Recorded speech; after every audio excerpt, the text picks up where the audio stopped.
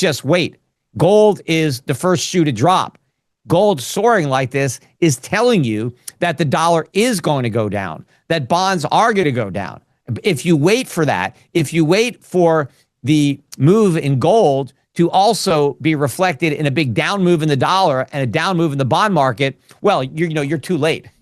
You're too late to diffuse the crisis, but you're also too late to prepare for it financially. That's why I keep, reiterating with my clients, look, you got to buy gold, you got to buy silver, hey, you got to dip now to 4,100, or, I think 4,000 is really the new 3,000 for gold. So 4,000 is kind of the support. Doesn't mean we can't go below it, but I think any dip below 4,000 will be short-lived. Silver got up to 54 and change, so it took out the 50 double top.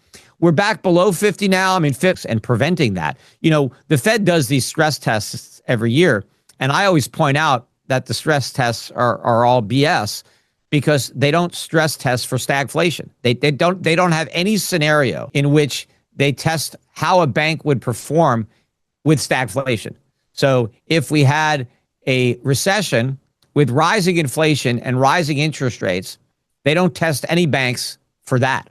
And I think that's because they know they would all fail. And so they don't even want to run a test if they already know that no one's going to pass. But that is the environment that we're in, and it's going to get a lot worse. And I think the only way that we're not going to see widespread failure in the banking system is if we have massive money printing. And so that's going to ultimately cause a dollar and sovereign debt crisis. And again, that is what gold is telling you. Gold is the monetary canary in the coal mine. Gold is shooting up now for a reason. To me, it's very much like the collapse of subprime in 2007, because I had been forecasting subprime to collapse for years before it did. But I forecast that as part of a broader banking crisis, financial crisis, that I knew would follow the collapse of the subprime market, which would ultimately take down the mortgage market and the banking system and Freddie and Fannie. And I've been talking about that and warning about that. I wrote about it. But when the subprime market blew up in 2007, the mainstream dismissed it as an isolated event. Even the Federal Reserve said, don't worry, it's contained. And I was out there saying, no, it's not. It's the tip of this huge iceberg. Just wait. And of course, we had the crisis the following year in 2008. Well, to me, I've been warning about a big move up in the price of gold as foreshadowing a dollar crisis and a sovereign debt crisis. And now it's happening. And just like the mainstream dismissed the warning from subprime, they're dismissing the warning from gold. But I think gold is just indicating that a much bigger crisis is coming. And I've even heard people say that we don't have to worry about the price of gold because the dollar's not falling, because the bond market isn't falling. And so therefore, gold's rise is not reflective of a loss of confidence in the dollar or the bond market. And my response to that is just wait. Gold is the first shoe to drop. Gold soaring like this is telling you that the dollar is going to go down, that bonds are going to go down. If you wait for that, if you wait for the move in gold to also be reflected in a big down move in the dollar and a down move in the bond market, well, you're too late. You're too late to diffuse the crisis, but you're also too late to prepare for it financially. That's why I keep, reiterating with my clients, look, you got to buy gold, you got to buy silver, hey, you got to dip now to 4,100, or, I think 4,000 is really the new 3,000 for gold. So 4,000 is kind of the support. Doesn't mean we can't go below it, but I think any dip below 4,000 will be short-lived. Silver got up to 54 and change, so it took out the 50 double top. We're back below 50 now. Silver is a lot more volatile. You don't have the central bank buying to stabilize it like you do in gold. But look, I think silver has clearly broken out. It's proven that 50 isn't a ceiling anymore. Soon it's going to be the floor. People should be buying silver. I think it's very cheap. And people should be getting out of U.S. assets. I think the U.S. stock market, which has been really in a massive bear market for 25 years, I think that bear market is going to accelerate. But finally, after many, many years, foreign markets are smoking U.S. markets. I think the S&P is up maybe 13, 14% this year. I've got a foreign dividend payer fund that's up almost 50% this year. This isn't my gold fund. This is just my defensive dividend paying stock fund. But so foreign markets are finally way outperforming the U.S. And I think that trend is going to continue. It's not just central bankers who are getting out of dollars into gold.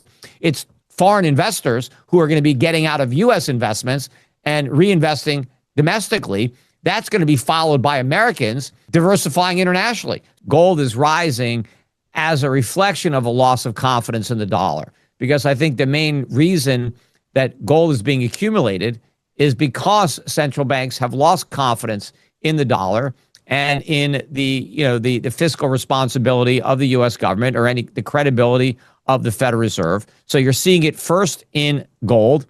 I think you'll next see it in the dollar, and then I think you'll see it after that in the Treasury market, where you'll start to see a big drop in bond prices and a rise in long-term yields, despite the fact that the Fed is going to be reducing short-term rates.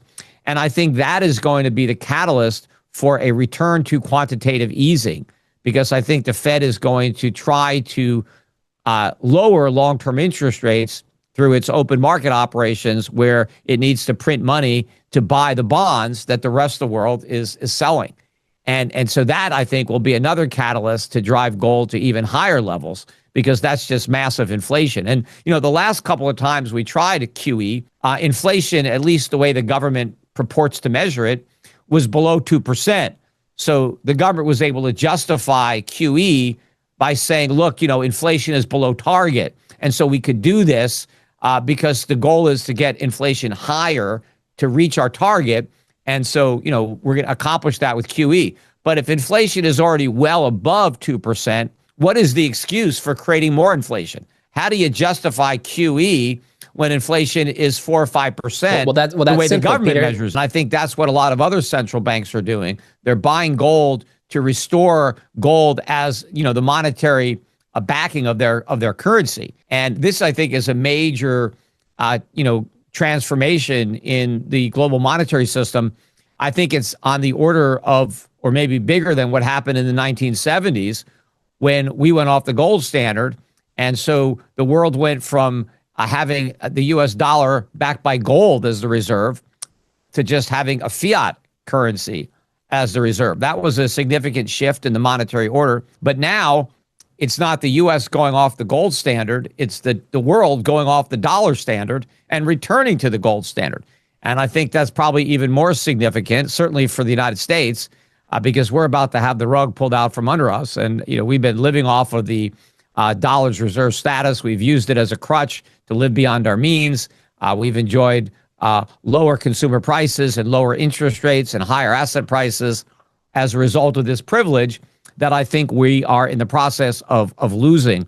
So when you point to these other moves up in gold and silver, I think they were largely driven at the peaks by speculators, by retail investors who were, jumping on the bandwagon and pushing the markets to, kind of extreme points, and then they would go down. I don't think we've even seen that yet.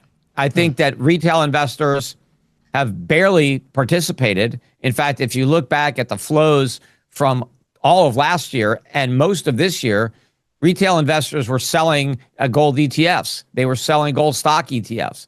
So they sold into the rally. They weren't buying.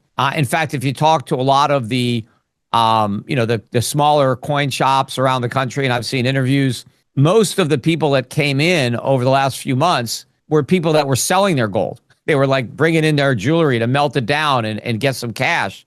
It wasn't a frenzy of people looking to buy gold. And the institutions, are barely involved. The pension funds, the endowments, hedge funds, they barely have any position in gold. It wasn't until just recently that you saw, more talk from, Ray Dalio although Jeff Gundlach has been talking gold for a while, but a few other people. Morgan Stanley came out in the last month. I think one of their analysts said that we should tweak the 60-40 portfolio to be 60-20-20, where you split your bonds in half and you buy gold. But I doubt they've had any opportunity to make the switch. They've just started to recognize gold's value.